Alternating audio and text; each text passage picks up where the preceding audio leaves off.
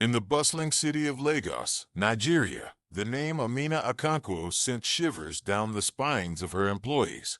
Everyone in Okonkwo Textiles Limited knew her temper was as unpredictable as a storm.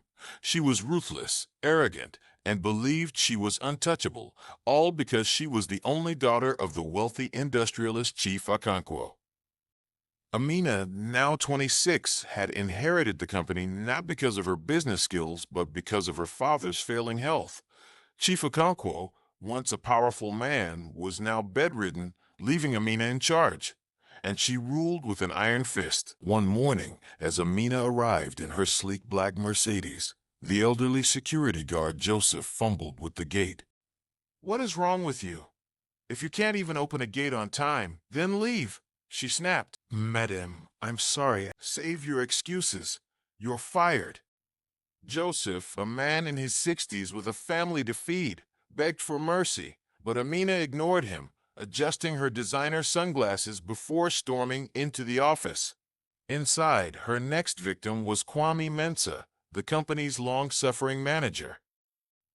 "Kwame, explain this mess," she yelled, slamming a file on his desk.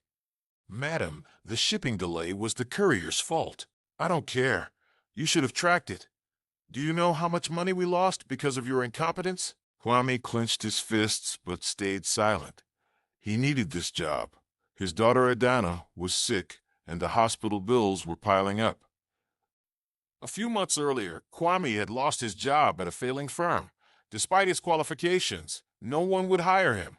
Then tragedy struck. Adana collapsed, and doctors diagnosed her with a severe heart condition. "She needs surgery, or she won't survive," the doctor said. "It will cost 5 million naira." With no options left, Kwame swallowed his pride and took the job under Amina, enduring her daily humiliation.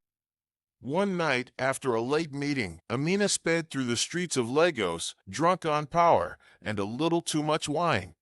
Kwame sat stiffly in the passenger seat, praying they'd reach home safely. A sharp turn, a scream, then crash. The car plowed into a group of street vendors sleeping by the roadside. 5 died instantly.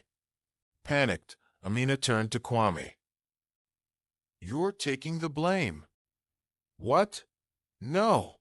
This was your—" "Listen carefully," she hissed. "If you don't, I'll make sure you never work again." "And Adana? Forget about her surgery." Trembling, Kwame nodded. Kwame was arrested, but Amina's conscience wouldn't let her rest. Visions of the dead haunted her. She couldn't eat, couldn't sleep. Finally, she broke. She marched into the Lagos Central Police Station and confessed everything. "I was the one driving that night. Kwame is innocent."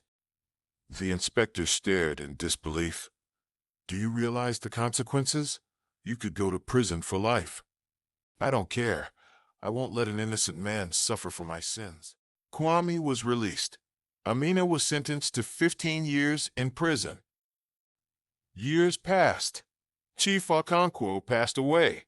Kwame, now a changed man, took over the company, running it with fairness and compassion, something Amina had never shown.